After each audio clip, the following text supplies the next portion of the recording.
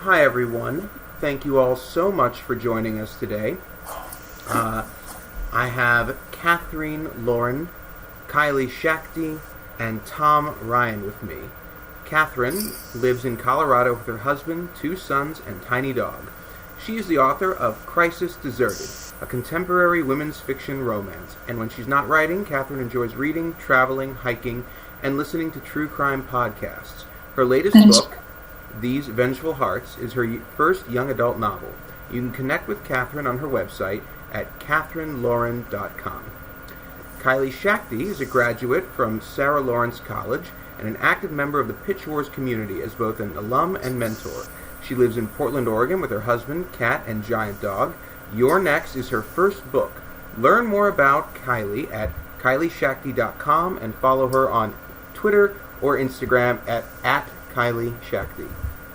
And finally, Tom Ryan is the author of several books for young readers. He has been nominated for a number of awards, and 2 of his young adult novels, Way to Go Tagalong, were chosen for the ALA Rainbow List in 2013 and 2014. He was a 2017 Lambda Literary Fellow in Young Adult Fiction. His 2019 release, Keep This to Yourself, was the recipient of the 2020 Arthur Ellis Award for YA Crime Book, the recipient of the ITW Award for Best YA Thriller, and was chosen by the Globe and Mail as one of the top 100 books that shaped 2019. Sorry, I had to scroll for a second there. Tom, his husband, and their dog currently divide their time between Ontario and Nova Scotia. You can connect with Tom on his website at www.tomryanauthor.com. So, everyone, thank you all so much for joining me here tonight. I really appreciate it. Excited to be here. Thank you for having us. Oh, my pleasure, absolutely. My pleasure. So, I guess the first question is, we have a panel, and I get to sort of kick things to you guys and watch you kind of kick them around amongst yourselves, which is fun for me, because I just get to pitch in and throw ideas instead of having to, actually make substantive contributions to the conversation. So that's exciting. Why don't you start with telling us each a little bit about your books? So, as I understand it, it is Katherine's one day past book birthday, so if you want to start us off maybe a little bit? Yeah, sure. So These Vengeful Hearts is my YA debut, so I'm super excited. It did just come out yesterday, so it's been a busy couple of days, actually getting to go visit my book in a bookstore for the first time, which is huge. And These Vengeful Hearts is a revenge story, a YA thriller, like my co-panelists.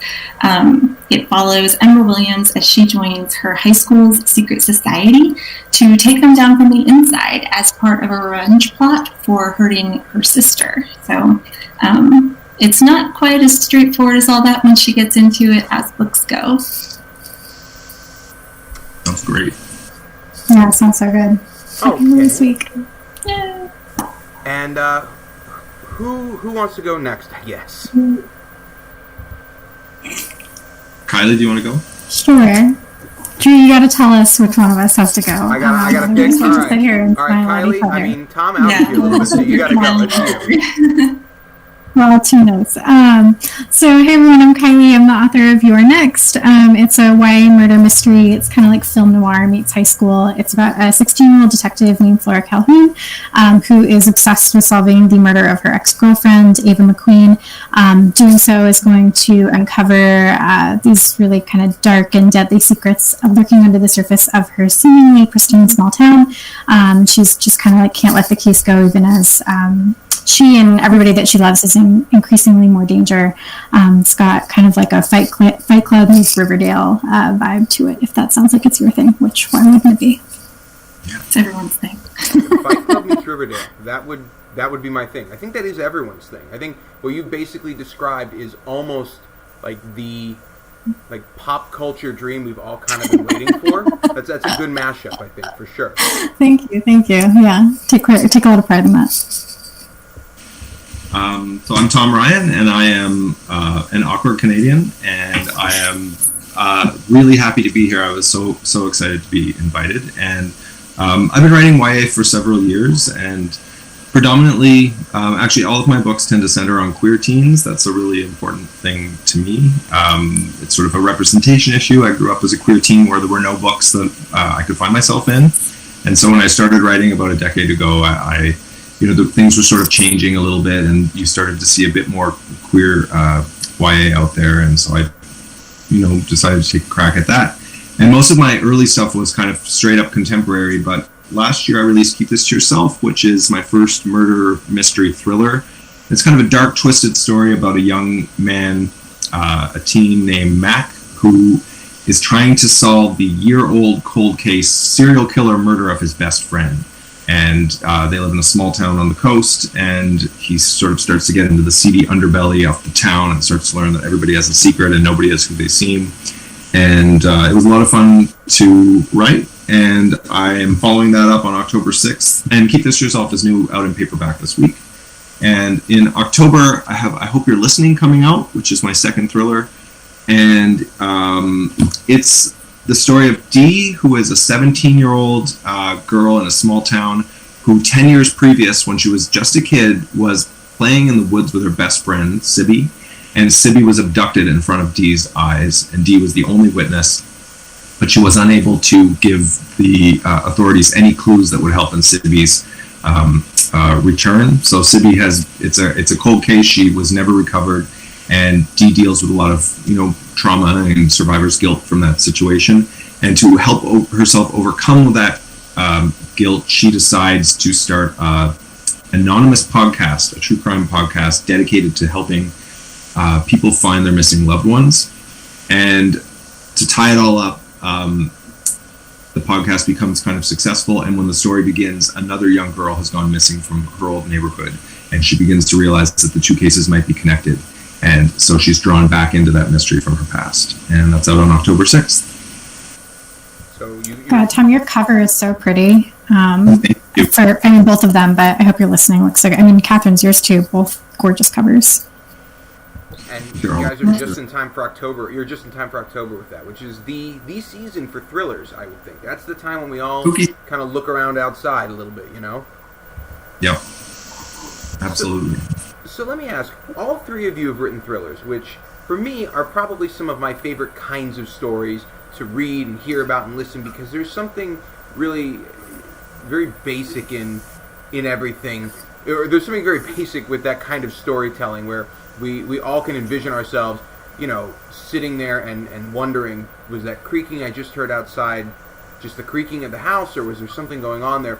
But I think the most important thing with the thriller has got to be the pacing. So how did you guys, how did each of you sort of work that when you were writing your story, or was it just a natural thing that you were able to do? And I realize I gotta point to a person first, so let's switch it up. Let's start with Kylie this time. God no would be my answer to Did That Come Naturally. Your Next is the first book that I ever wrote all the way through to the end, so I was really learning how to write a book while I was writing it. Had truly no clue what I was doing. And so I went through, you mentioned in my bio, the Pitch Wars program, which is a mentorship program where you work with another more established author to revise your manuscript and get it ready to show to agents.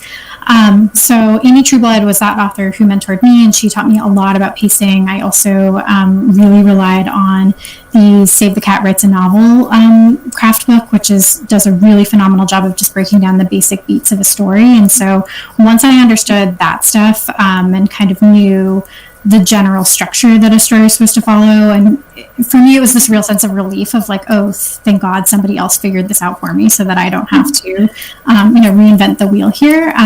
So that really helped to just help me to understand how a story is supposed to work, how it's supposed to fit together, all the important moments that you're supposed to hit with the midpoint and what that means, and the climax and what that means. And then beyond that, I think for me, for pacing, especially since Your Next is actually on the long side for a thriller, and it was really important to me. The books I love to read, and the mysteries I love to read specifically, are not the ones that are super focused on the puzzle, figuring out who did it. I really like it when there's a lot of character involved in the story as well. And so if you read Your Next, a lot of time is spent on Flora and her kind of internal journey to deal with her own trauma, her relationships with her family, her love interests. So in order to make all of that work with a kind of conventional fast-paced mystery, what was really important to me was making sure like every single chapter ended on a note that made you want to turn the page and keep reading in the next chapter. Maggie Stiefvater, who wrote The Raven Cycle, has a really good blog post about chapter endings and beginnings and keeping those edges really sharp so that you're always propelling people into the next part of the story. And I relied on that advice a lot. But yeah, always making sure that like even when it was a super quiet chapter where it was maybe like Flora, who's the main character, having this really emotional conversation with her sister or her grandfather, who's her guardian, would always end on like a cliffhanger or something like that, or something super dramatic happens. Whether that is super dramatic, like she discovers a secret underground fight club, or super dramatic, like, she uncovers some secret about her best friend or her love interest or whatever, like always wanting to just kind of hook people along into the next part of the story. Sure, that makes complete sense. I'm glad that you didn't say it was natural, that you weren't just like, oh yeah, no, pacing, just went ahead and did it, didn't even think about it. Really cannot stress enough how much I knew literally nothing about what I was doing. I just completely flying by the seat of my pants. I think that's, demystifying the writing of a book, I think is something that's important because, I think it can feel intimidating. I feel intimidated by it. I feel intimidated trying to write emails. I'm like, oh God, I can't use too many exclamation marks. Okay, I started with one, so now I gotta wait like 3 sentences. What's the approach? So I can't even imagine trying to write a book. But Tom, what about you? What was your pacing journey like? Well, for the thrillers that I've written, it was a bit different from Kylie's experience, mainly because I'd published a couple of YA contemporary stories that I'd gone through the same process, especially with my first book, where I was, you have to teach yourself with that first book how to do it, and the golden rule, the primary, down to brass tacks rule is you really need to sit down and dedicate yourself to it and recognize from the beginning that you don't know what you're doing, as Kylie described. And so by the time I decided to shift my focus away from kind of straightforward contemporary, I knew at that point that I wanted to do something genre, and it made sense for me to attempt a mystery thriller because that's what I like to read, that's what I like to watch. I'm really into dark, spooky, suspenseful. I like a great twist. And so it made a lot of sense for me at that point when I felt like I wanted to kind of push my craft a little bit and try something a little bit more ambitious, that I would take on that challenge. And so I knew a lot of the rhythms of a general plot, how to put a character arc into place and spread that out over the run of a book. But it was a different kind of challenge to work that into a mystery thriller, because I had this whole other challenge, which is you really want to set up a logic puzzle for the reader and then bring them through to the end in a way that reveals just enough clues that they can potentially figure it out on their own, but hopefully most people don't, so that when they get to the end of the book, they turn back and say, oh shit, I should have figured that. Oh, sorry, I shouldn't be swearing, but should have figured that out along the way. And so I found a lot of those rhythms actually came relatively naturally to me because I was able to lay down the framework of this, teen drama. And then because I'd read so many mysteries and thrillers over my life, and because I, watched the movies and seen the TV shows, a lot of those conventions and kind of the structural fallbacks for a mystery thriller were kind of second nature to me. So I really enjoyed it. Keep This to Yourself was probably my most, to this point, my most, I love that experience more than writing any other book, because it was as if I'd hit my stride from the previous work and I was able to channel that experience into a genre that I really love. So for me, it was just a great experience, and I immediately, as soon as I was finished and I sold that book, I immediately turned back and decided to write another thriller because it seemed like such a natural fit for me. Awesome. I like that you hit on the fact that at the end, once it's been revealed, the reader should be able to go, oh, because I think that's been, for me, one of my hallmarks, or my markers of, did I like this mystery, this thriller, is at the end, did I get the ending and go, oh yeah, I can see how this happened, or did I just go, there was no way I could have figured this out because you were hiding the important piece of information that, you can't solve this without. So leaving the Easter eggs or the breadcrumbs throughout the story is I think, such an important piece of that. Right. All right, so, Katherine, what about you? So I would definitely agree with Kylie. There's a lot to be said about your story structure and really ending each chapter with a cymbal crash, something that gets your attention and just propels you in that story to keep moving forward. So for me, the real mystery throughout this whole book is Ember sort of building towards finding the leader of the Red Court. And while that really serves as the foundation for it and really the chief thing that's sort of pulling her along, there's also just these smaller and overlapping challenges. So for her, while there's this really big overarching one, there's also these smaller ones that kind of keep you engaged throughout the story, and they all build to support her overall goal. But there's always something else that's kind of keeping the story moving forward as well. And there's new mysteries for her to solve and challenges to overcome. And I've definitely tried to structure them all in a way where, she's dealing with multiple things at any one time. So there's always sort of that need to see, how's she going to get out of this? Or she's got something that just came out of left field. So, keeping those surprises coming throughout the entire thing, I think really helps keep the pacing up. And, I'm a really lean drafter. Mm-hmm. So for me, I kind of race through that first draft and then kind of go back and sort of build it out as we go along, just to sort of, really round out all of those edges and make sure that the pacing is really tight. Cool. Very cool. Again, I am impressed with the dedication that takes and the ability to sit down and go, like, I feel like I would just write a book and go, it's written there, just here, go make this, I'm done. I would get the first notes back and I would be crushed.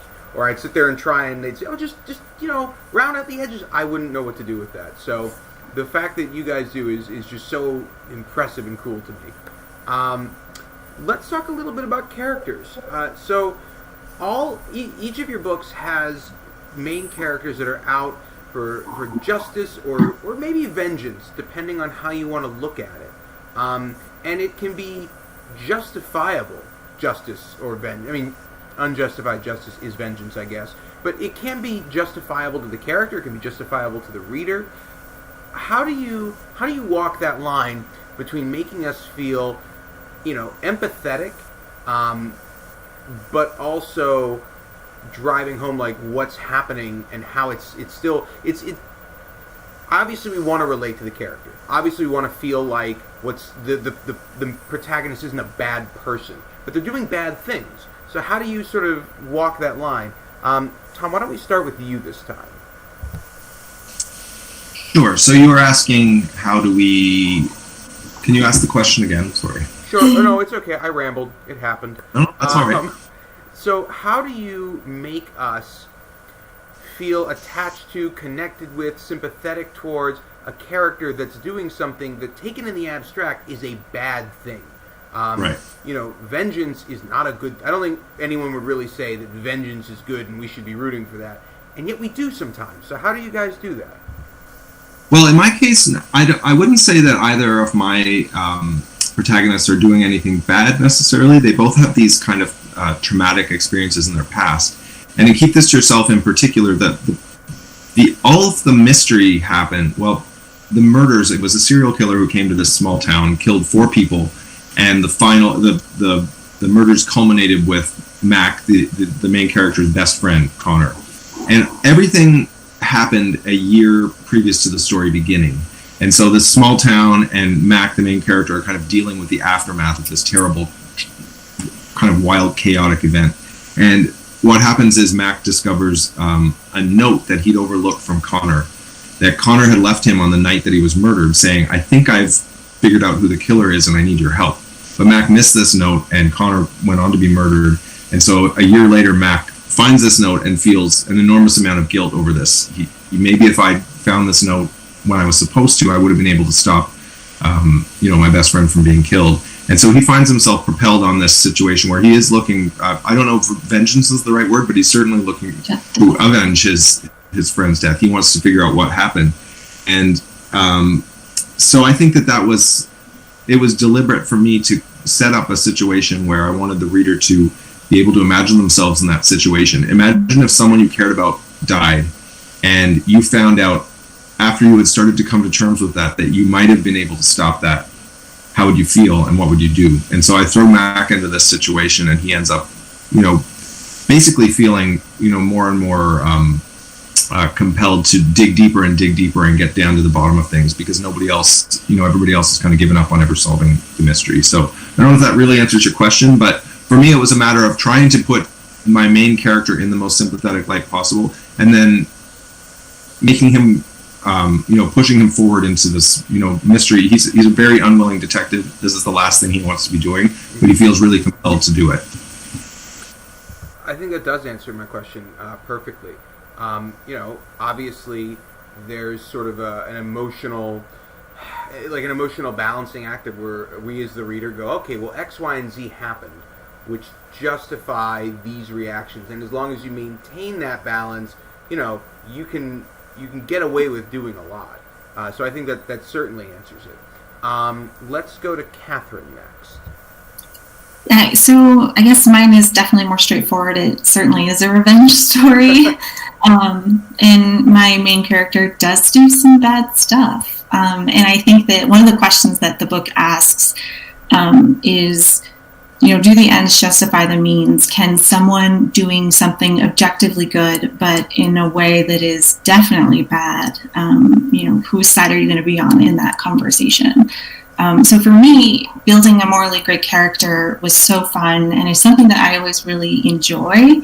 I don't necessarily love rooting for the bad guys, but I really like when you can understand. And I think that's really the key to it, is I may not agree with Ember's choices. I actually don't agree with a lot of them.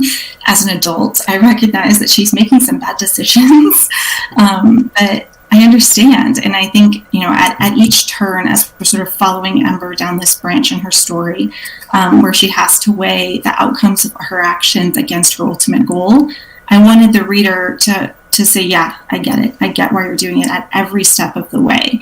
And then when you kind of get to the end, you're like, wow, I understand where we got here. And it's not necessarily building sympathy, but building more of that empathy to say, I identify with what you're doing. And I think, to Tom's point, I wanted to create a situation where the reader would put themselves in their shoes and understand what was happening and understand those choices and that drive that really pushed the character to what they were doing. Yeah, it makes sense. It's most things in life, it's sort of a decision of inches, and it's not until you get to the end and you look back and you see how far you've come that you really realize the full import of your decisions. But if you every step of the way it makes sense, you can get us, the reader, to come along with you. So that makes complete sense to me. Kylie, what about you? Yeah, so Flora, the main character of my book, definitely gets described as unlikable a lot, which I could give a whole TED talk on the reasons, like what it means when we call female characters unlikable, but it's a whole separate conversation. But yeah, I think, one thing that I really try to make a point of in my book is that the fact that Flora has taken on this mantle of being a teen detective, that she is investigating now her second murder, is the one that is the main story of the book, is really a failure of our criminal justice system. That, if everything were working the way it's supposed to be working, a 16-year-old girl would get to go to school and not have to worry about things like murder, and making sure that justice is done for these girls who are otherwise getting ignored. So, for some context, the sort of thing that sparks this for her is when she's 14, so 2 years before the story starts, she was up for a run one morning and finds the brutally murdered body of one of her classmates. And the killer, she becomes obsessed with finding out who did it. It's that idea of this girl is somebody who's just like me. She went to my school. She lived in my town. I walked past her every day. I saw her in math class. And just this easily, her entire life was taken away from her. And the case is sort of dropped and forgotten because the guy who did it is this very rich, very privileged, very powerful older man who just sort of skates by. And so it becomes this feeling for her of that moment when she found the body is the moment that she saw kind of like the real ugly truth of the world. And if she's not going to care about these kinds of things, like clearly nobody else is going to. And that is what really drives her obsession with solving these cases, and especially so in the main murder that happens in the book, which is somebody much closer to her. It's her ex-girlfriend. I think to that question, though, of like, how do you balance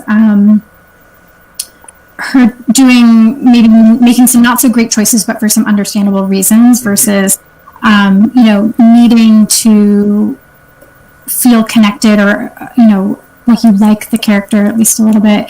One of the things I tried to play with, I think that Katherine is speaking to as well, is this question of like, what is vengeance versus what is justice? And so one of the things that Flora really does is, like, she obviously has, it's an unimaginable trauma to have found a dead body of somebody you know when you're 14 years old, and then again to have somebody that you cared about a lot murdered a couple years later. She has a lot of stuff that she's not dealing with, and so while it's, I think, very commendable that she really cares about justice for these girls, it's also kind of, she puts herself into this detective role almost as a way of like avoiding dealing with her problems, as like, if I'm active and I'm solving things and I'm like punching people and whatever, then I don't have to like talk about my feelings ever, because that sucks. And so, what we find is, if you're paying attention when you're reading the story, you'll notice that like the moments when she's trying to be the most like kick-ass detective, where she's just like cracking skulls and taking names and whatever, that's when she makes a lot of mistakes and really bad choices and gets farther away from the truth. The moments that she actually gets closer to answers and closer to real justice is when she is most deeply connected to her own emotions, her grief, her trauma, most tapped into her empathy for other people. And so that is ultimately, and even in the big climactic scene, without giving anything away, there's a lot of like danger and scary stuff going on in that scene. But what's really happening at the heart of it is that Flora is finally coming face to face with her own trauma and really feeling everything that she's been avoiding feeling for so long. And that is what ultimately enables her to get the final piece of information that she needs to get real justice for this girl who's been murdered. So I think that's, for me, it was like, I will go with her on this journey of making a lot of really, really bad decisions, like some truly epically stupid decisions she makes in this book. If I'm watching her come to something real and meaningful about what justice means, and not in a preachy way, but in a way that is about like humanity, like being more human. And that's kind of how I try to balance that, at least. I think that's a great answer, and also you sort of keyed me up perfectly for my next question.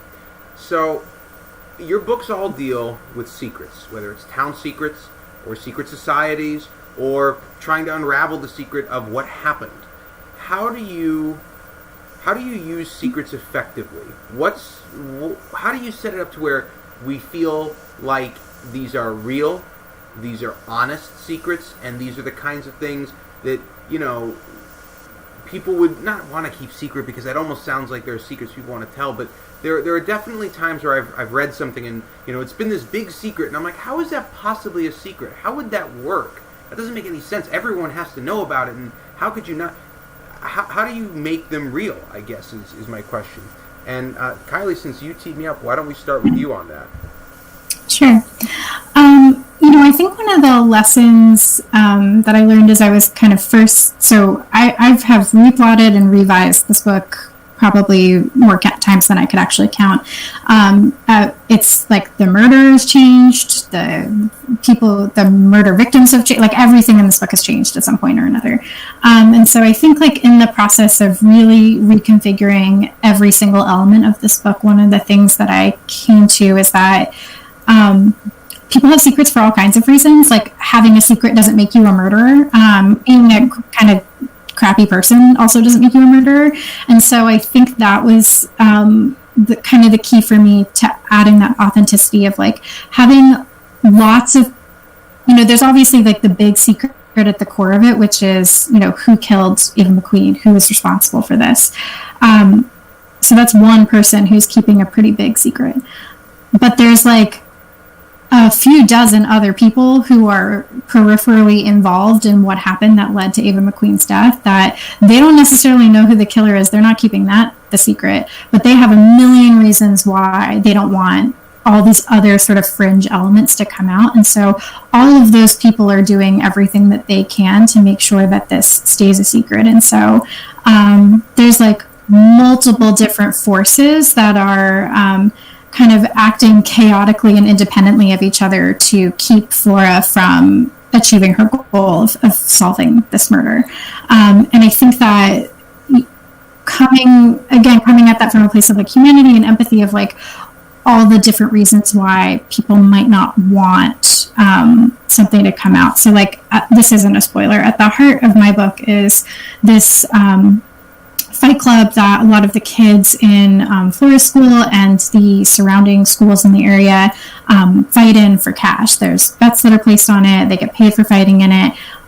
Flora is like a deeply nosy person and yet somehow had no idea that this was going on in her own school. And so that became the big question of like, how did this get kept from everybody?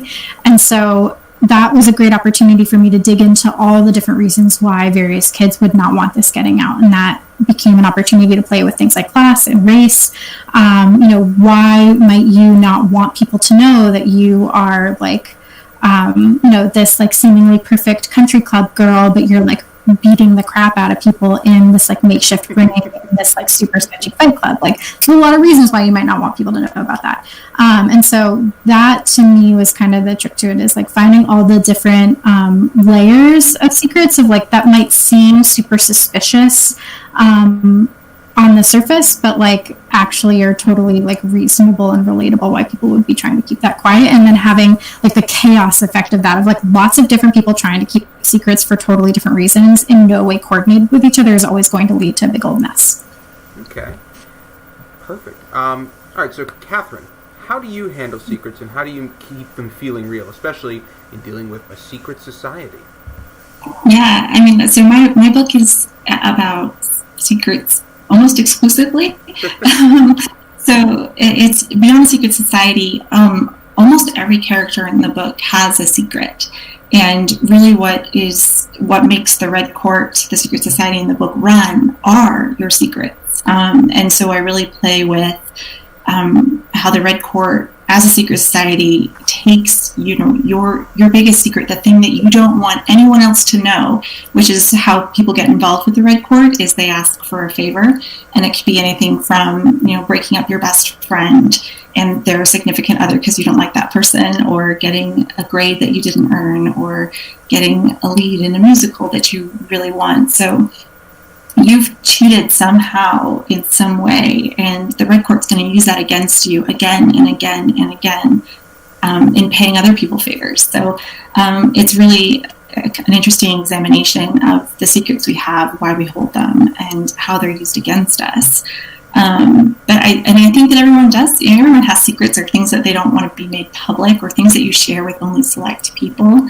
And it was a really fun thing for me to do to kind of play with those, and the people who are lucky enough to keep their secrets.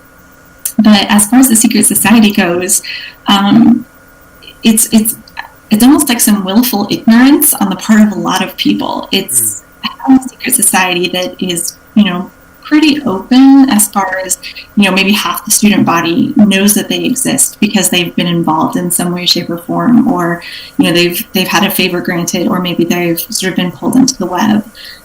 But for other people, it's almost easier for them to say they're not real. It's like the boogeyman, it's just people pretending to be the Red Court.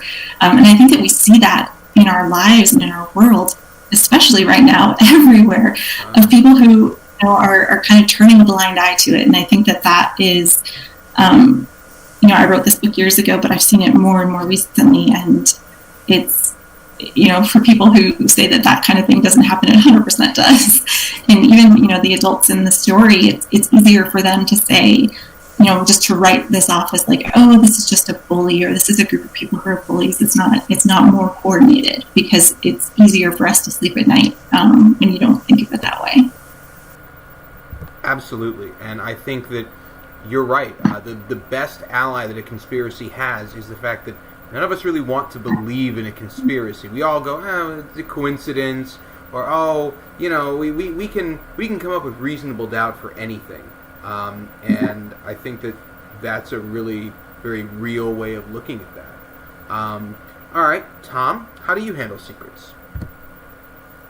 Well, I grew up in a very small town, 1,800 people in the middle of nowhere, and I think I often count my blessings that I was born in a small town, because as a writer, I feel like I have this sort of unique or interesting perspective on how people are interconnected.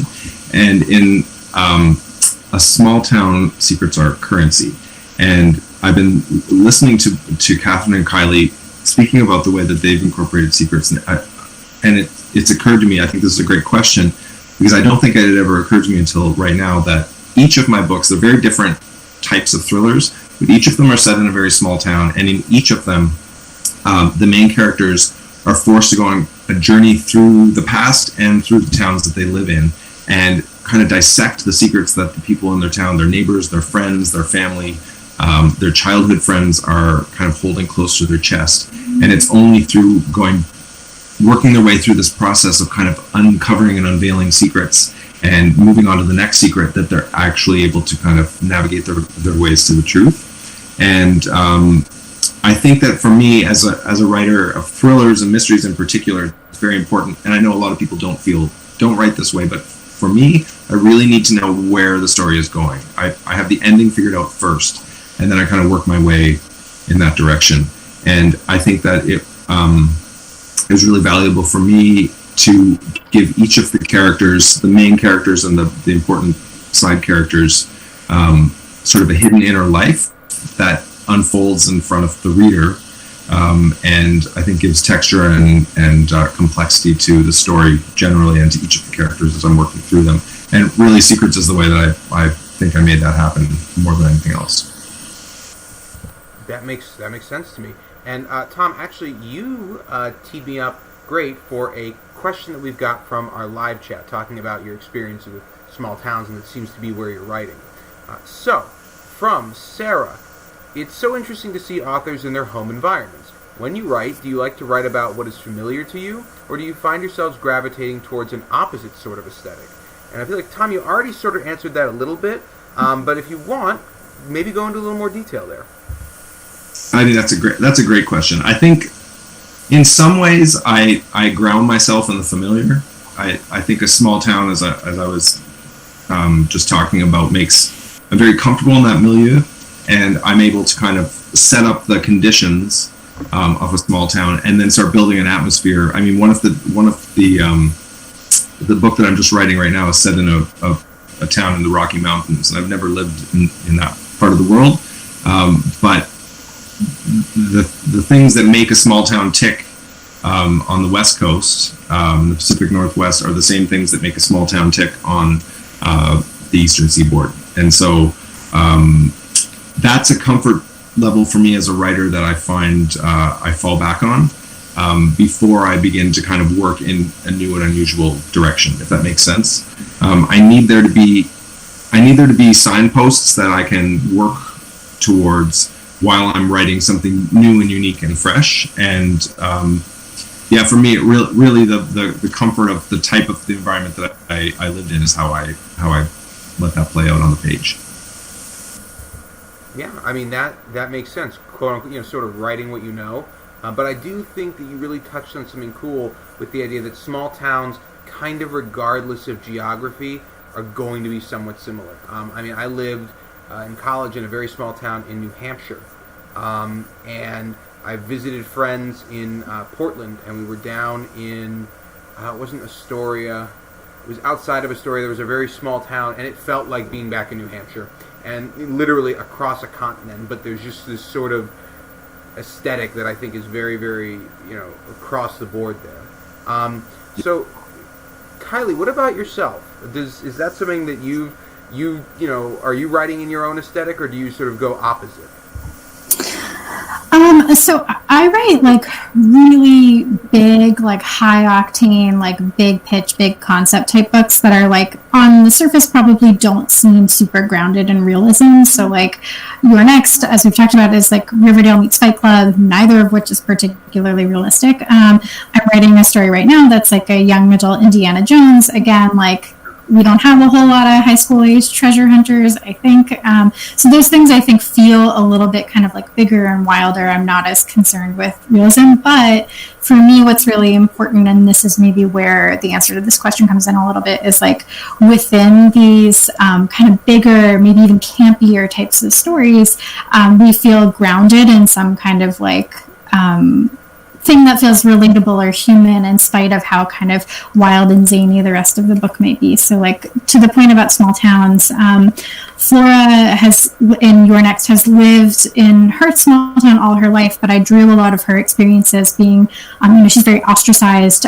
People think she's kind of like a freak and a weirdo, and she has like pretty tense relationship with the rest of the kids in school. She only has one friend. I drew a lot of that from my own experience in high school. I moved to a very small town in 9th grade. I was the only new kid in a very small school where everybody else had been going to school together since kindergarten. I was a little bit of a wild child in high school. And so my experience was very much that like I felt like all eyes were always on me. I was always being judged. People were always like whispering and gossiping about me. Meanwhile, the small town that we lived in had like several actual murders happen, but from like kids I went to school with murdered their parents. Like a woman was lit on fire in the local park. Like crazy stuff is happening in this like. For context, the town that I lived in is like in the part of Connecticut that Stepford Wives was based on. So it's this like very sort of like pristine, beautiful, everything's so lovely here kind of place. And then meanwhile, under the surface, everything is kind of dark and rotten. And so specifically that feeling of like, not only is it a small town that has a lot of secrets, but it's also like, it weaponizes other people's secrets as a way of deflecting off of themselves. So it's very harsh, it's very critical, it's very judgmental. Everybody's always gossiping about you. I mean, like what Tom was saying about secrets being currency, a lot of that is rooted in this, like, let's kind of throw stones at you so that nobody's looking at me type of thing. So that is very much something that I borrowed, like, from my own life and from my own experience growing up. Same with this new book that I'm working on, you know, on the one hand, they're doing these, like, crazy booby trap Tomb Raider kind of things in this book, but also a lot of it is really rooted in real American history around like the stories that don't get told, the marginalized people who get written off the pages of textbooks. It's kind of grounded in this very fundamental truths about American history, even as we're kind of doing these, Indiana Jones escaping the boulder type of moves. So it's that mix of high and low, I guess, for me. Sure, that makes complete sense. So, I guess, Catherine, what about you? Do you tend to write things that, are more familiar, or do you tend to go in the opposite direction and want to go a little more fantastical, or fantastical for you, I suppose? Yeah, so the high school that my book is set in, like the actual high school structure, is based on my high school. I felt like so much of the book takes place in the school, and I just had to have it mapped out in my head forwards and backwards so that I could really populate it with this story. So I did. I plucked my high school building up and used that. So for me, absolutely. I think that setting the story in a familiar place really helped free up another part of my brain to kind of build this really fantastical element, which is the Red Court. And it's very over the top. Definitely edging towards campy, because I want it to feel like it could possibly happen, but there are just these crazy elements, and are people really that conniving that they're going to spend this much time, ruining your life? But, I definitely, so for me, I liked that familiar element. As I've written books, I've found that I really need to know a place and see a place and kind of experience it for me to be able to write it convincingly. And I really love, so I live in Colorado, and I really love it here. If you follow me on anything, it's mostly just like Colorado thirst trap photos all the time, because I love it here. You guys would hate it though. Don't move here. That sounds good. It's gorgeous. Can I visit? Nice. Yeah. Not for you, I promise. I promise. No. So for me, I definitely need that familiar element, and I think just like having a setting in a building that I know, I think it kind of allows me to sort of build in that space. So I both write in a familiar place and about somewhere I love. Yeah, I think that, you know, everyone does to a certain extent. You start with what you know, and then you kind of extrapolate from there and build some fantastical elements. Although I got to tell you, Kylie, your school had no one you knew got murdered, but some of them did murders. There was a person on fire. You had a pretty fantastical sounding school there. I'm not gonna lie. Yeah. Yeah. No, I, like literally a kid who used to like call me a slut in the hallway murdered his parents. So like that's the kind of town that I lived in. All right. So like I mean that literally when I mean like casting stones so that nobody's looking at your stuff. Yeah, that's one murder defense, I guess, calling another kid names. So let's talk a little bit, if we can, about YA in general. So young adult is something that I think is really fascinating. I remember when I was, quote-unquote, of the young adult age, that genre was in its infancy. Like, you could go to some stores and they'd have some things that were YA, and Harry Potter had made that become more of a thing, and you know, The Hunger Games was out, as was Twilight. This was the beginning of it, but it wasn't like it is now, where it's probably one of the largest genre sections in my store, which is so cool. But I always wonder. I go, well, if it's YA, you know, where does the line get drawn? How do you determine what to put into your YA thriller? And in listening to you talk about your books and in reading some as well, you know, they don't feel particularly young adult. They feel very adult, which I think is great because you're not talking down to anybody. But do you write it for YA? Do you sit there consciously and go, this is YA, so I'm going to say this and not this? Or do you just tell your story and it goes, you know, sort of where it goes? And Katherine, why don't we start with you for this one? Okay. Yeah, so for me, I think that a story is YA when it inherently holds themes of coming of age. So to me, that makes a book a YA book. I do intentionally write in YA because I love that. I love that there's all these other things, and whether it's revenge or whether it's solving a murder, the character is learning as much about themselves as they are about the mystery they're trying to solve. And I think that is so fun to me. And one of the reasons I love YA so much is because you have this feeling of being on the cusp of something. And all these characters are dealing with, you know, a lot of stuff that they've never had to deal with. And, you know, for some of them, they are quite literally making choices for the first time in their lives that are going to have, you know, these long-lasting ramifications that could alter the course of their lives. So I think that there's these strong elements that make it so much fun to write in. And, you know, I think that the thing about YA that's so cool is that they could be about such different things, or these characters could be at very different levels of maturity. They could be dealing with, you know, just these huge issues that, you know, someone twice their age would struggle with.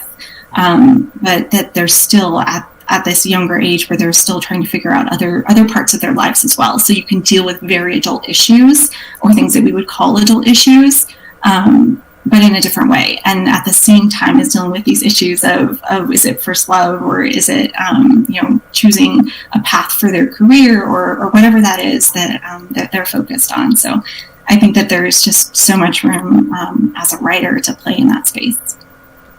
And I think there's something really universal about coming-of-age stories.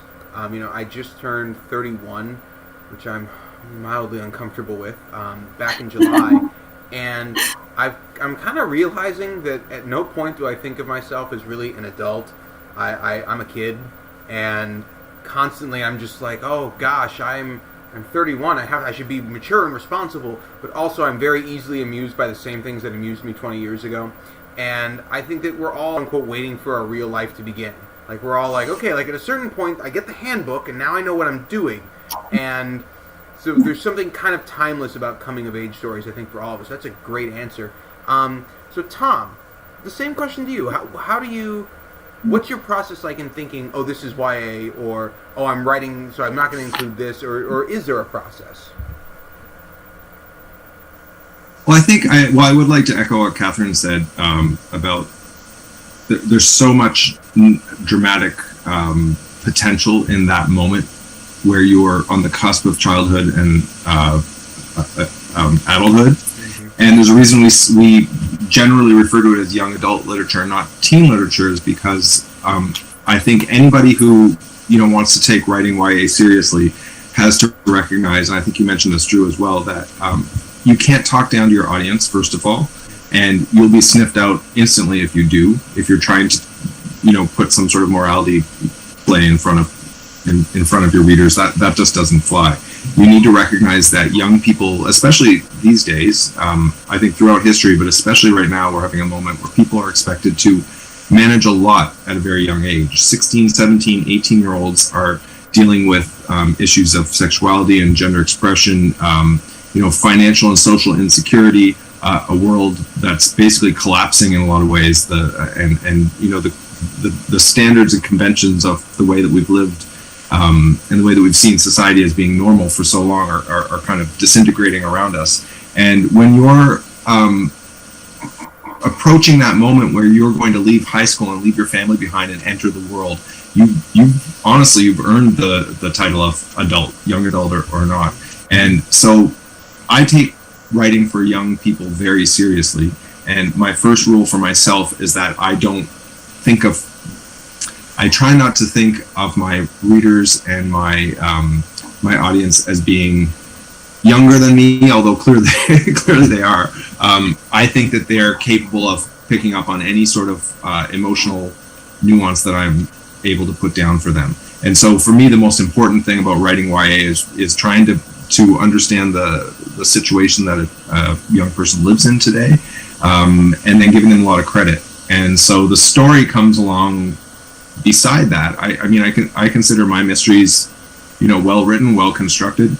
They just happen to be about and for young readers. And so I'm kind of rambling now, but I feel really fortunate to be given this opportunity. I also, just kind of as a little side note, I've had a really wonderful opportunity over the past few years to speak to a lot of LGBTQ student groups and gay straight alliances, and you hear a lot of stories from a lot of really intelligent people that make me feel very lucky and very fortunate to be able to write for young people. So again, I'm rambling. I got really head up about it because some people do look down on YA, and it drives me absolutely nuts because there's so much good stuff happening in young adult fiction these days. You name it, it's happening in YA before it happens anywhere else. And I think we deserve a lot of credit for what we're doing, and that's driven by our readers for sure.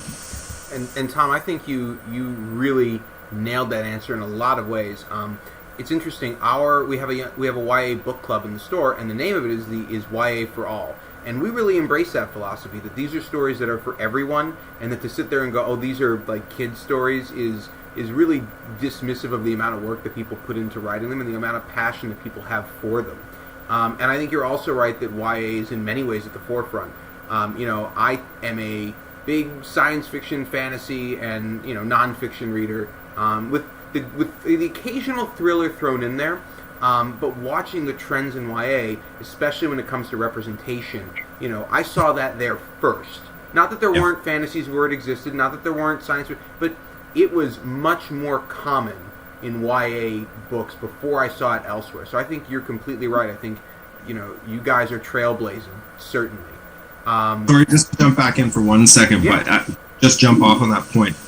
If you pay attention to what hits the New York Times list, for instance, and you compare that to in the YA section compared to adult literature, there's a lot more exploration, and things are happening, like you just said, in YA, that I think publishing takes a chance on stories that they and plays around with them more and allows writers a chance to do some things that they have to wait and see how that goes in YA before they'll allow it to kind of drift up into the adult list. So we're blazing trails. Anyway, sorry.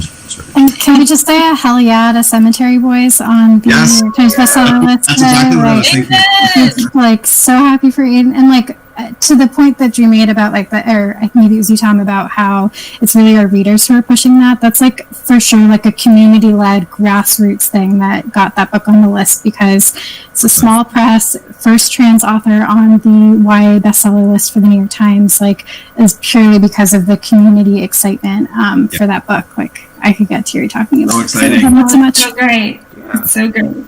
No, and feel free, jump in if you've got something. I'm always willing to. I'll hit the button. I don't like looking at myself anyway.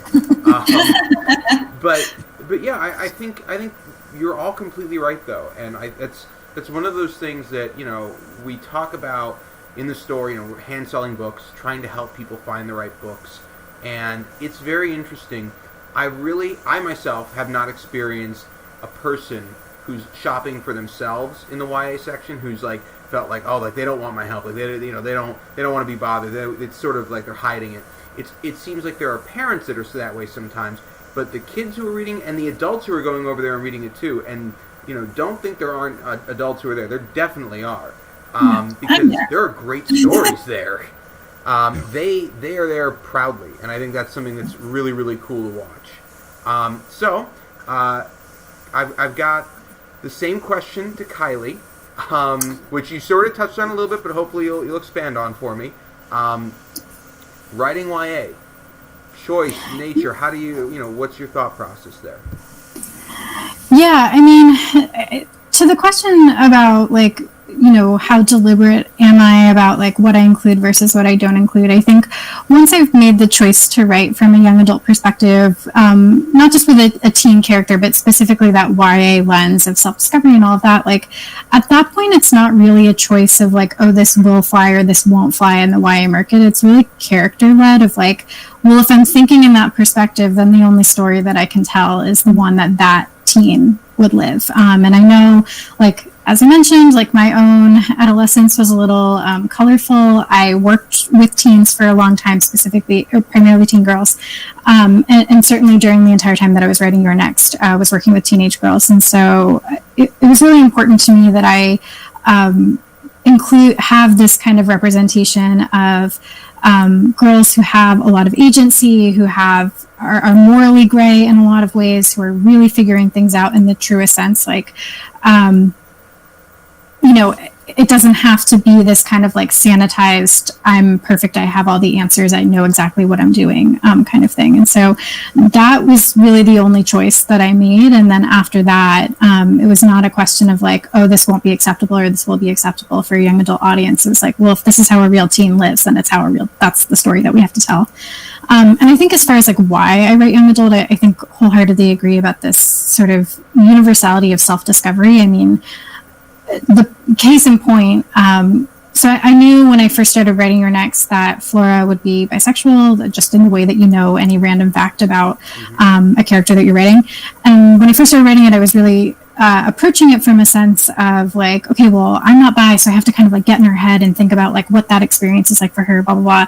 And as I was sitting there thinking about what it might feel like to be a bisexual teenage girl, I was realizing that a whole lot of things were kind of lining up with my own experience and had, it was through writing the book that I realized that I was queer, I was bi. And so like that process of self-discovery is never ending. I certainly feel like I'm not done with it yet. And so the fact that is kind of the defining theme of young adult is always what draws me back to it, is like that moment of that lifetime of I'm trying to figure out who I am the best way that I know how with the information that I have available. That feels so ripe and poignant when you're a teen is a space that I still feel like I'm very much living in at 30 years old. And so, I just feel like I have to keep coming back to that. Yeah. Oh, I'm glad you agree that the journey doesn't really end. It's just a continuation. So I want to ask one last question of you guys. You've been so gracious with your time. I told you 45 minutes to an hour. It is now an hour, so we're going to go a little over. But my last question is this. We've talked a lot about being trailblazers, and inspiring youth isn't the right way to say, because I think they inspire us more than anything else. But being there and being a representational voice, what would you tell a young person who's concerned about sharing their story, whether they don't think that their story is relatable, whether they think that their idea is dumb and who wants to read this, what would you share to someone who's struggling with the idea of putting their story together? And I'd like to start with Kylie for this one. I think the most, any success that I found as a writer has happened when I gave up trying to write what I thought other people wanted me to write or what I thought would be sellable or whatever, and just wrote the thing that I wanted to write, whether it was the thing that I wanted to write because it was fun and I just enjoyed it, or the thing that I wanted to write because it was what I needed to say. There's an interview I was listening to not too long ago. I can't remember who the author was now, but they said this thing that I've thought about once a day since, which is, they write more narrative nonfiction, and they were talking about I find that the more specific I get about my story, the deeper I drill into the details of my life, where I feel like nobody else could have ever possibly lived this. This is so particular to my experience. The more universal behind the feelings are behind it, because nobody's lived the exact circumstances of your life. You alone have lived your perfectly wild bonkers life that only you could have done. But the feelings that you felt along the way, those are going to be the things that people really connect to. And the way that people connect to those things is through those specifics. I think it's when we try and sort of speak in platitudes and talk about general whatever, I have no emotional connection to that. It's the process of getting to see another human being walk through their life and make choices and really have to tap into the things that they're feeling in that moment. That for me is when fiction is most successful and when I feel connected to it, even when they're doing totally crazy ass things that I would never do. I'm not going to fight in a fight club. I'm not going to hopefully be responsible for solving anybody's murder, because I would be very bad at it. But those emotions of the way that we deal with our grief and our trauma, all of that stuff is stuff that I felt really connected to when I was writing for her, and I think that other people feel connected to when they read her story. So I think, no matter how much you feel like your story doesn't matter or isn't what people want to hear, I promise you're still a human being underneath all of that, and that is the thing that people are going to connect to. So I would say I would go in the opposite direction of get as specific and as weird and as particular about your own life or your own emotions, the things that you've experienced, as you possibly can. I think that's great advice. I think that underneath we're all weird, and we're all just waiting for someone else to give us permission to be weird. I don't know how many other kids pretended they were a wizard when they were a little kid, but I certainly did. And then there was Harry Potter, and all of a sudden we all were pretending we were wizards, and it was kind of great. So, Tom, the same question to you then. What advice would you give to a young person who's afraid of telling or concerned about telling their own story?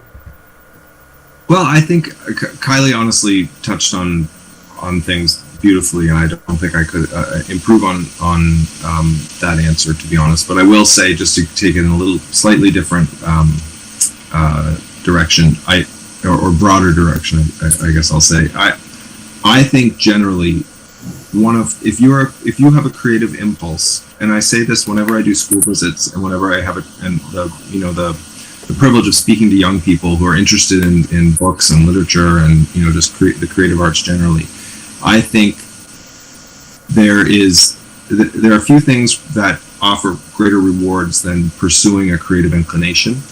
And I think to any young person who comes to me and says, I'm thinking about maybe writing a book, and for whatever reason, whether it's that they don't think their story matters, or they don't think they can do it, or it's too big of a challenge to tackle, I always encourage people, if you have that drive, if you have even just a glimmer of interest in writing a book, recording a song, you name it, making a short film, give it a shot. Take some time. Lean into that impulse, because we live in a world where there's so much content. We can there's so much streaming. Tom,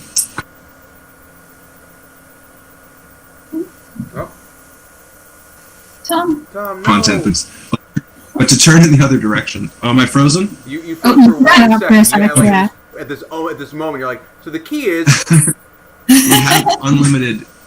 have access to unlimited content and material, and to turn around and look in the other direction and actually try and create something of your own, whether it's a book or a song, like I said, I think that there are immense emotional, psychological rewards in pursuing that. And whether or not first book turns out great, or that painting you want to paint turns out wonderfully, you've taken the step on a very profound journey. And I would really recommend that anybody who wants to write a book should take a crack at it. Awesome. That's a great answer. And I think you're right. There's so much content out there that, there is space for everyone's stories. And I think, gosh, the last 6 months I have explored all sorts of new books and TV shows and music that I never would have looked at before, because it wouldn't have come across my radar, because all of a sudden I went, I have to sit here. I can't leave. I've watched MASH 18 times. I can't watch it again. What else is there? And finding new things is such a joy. So yeah, if you've got something, you got to create it. All right. So Katherine, you were the first person I asked, and you're going to be the closing voice on this thing too. No pressure though. I really wish I had gone first in this question, because I feel like I'm not going to have anything to add. I would agree with Kylie and Tom. I mean, if this is something that you want to do in any kind of creative journey, I recommend it, because it is just vastly fulfilling to pour your energy into creating, if for no other reason, that it is such a wonderful use of your time, and it can be frustrating, and it can be everything, but it is ultimately just amazing. But I would say, to touch a little bit on what Kylie said, if you feel like maybe your story doesn't matter, or if you feel like maybe nobody wants to hear your, that idea that you've had, knocking around in the back of your head, do it. I think that when you write authentically, is really when you're going to create an experience that resonates with other people. And I think that when you write, we as authors, a lot of people talk about the book of their heart, that one story that they've had, maybe have been too nervous to write, ultimately is the one that they love the most. And I think that when you write authentically, it rings true for people who read it. And maybe, it's not the biggest book in the world, but if it gets out, you'll definitely find some readers who stay up all night reading your book and reach out to you and say, this part here, oh my God, I felt so seen. And I think that when you are writing authentically, that's when you create those experiences for people. And it's so fulfilling and rewarding. And you'll find that different people react to different parts of your book. And when you write with that, there is some universality to that. I think there is just this experience that you can create, and I'm rambling now, but I would encourage everyone to do it, because you can create something that somebody else, will become a part of them, and they'll carry it forward. And I think that there's nothing more beautiful than that. Yeah, I think you undersold your ability to deliver on this answer, because that was pretty perfect. Well, thank the three of you so much for being here tonight. I really appreciate it. It's a lot of fun getting to talk to people. I like doing panels. I hope we can do more of them. And I just appreciate you taking an hour and 10 minutes out of your evenings to talk with me about books and how you write them, and yourselves, I think, a little bit as well. So thank you very much for that. Thanks so much for having us. Thank you. It was so great. And thank you to the people who tuned in. Got a note from Sarah thanking you all for answering her question earlier. A little bit of a shameless plug. You can get all of these wonderful books that we've talked about tonight at our store, which is Town Book Center in Collegeville, Pennsylvania. If you're not in Collegeville, don't worry. You can still support a local independent bookstore. You can go online to our website, which is townbc.com, which is TOWNEBC.com, and you can order books from us there. Thank you so much, everyone, and have a great rest of your night. Take care.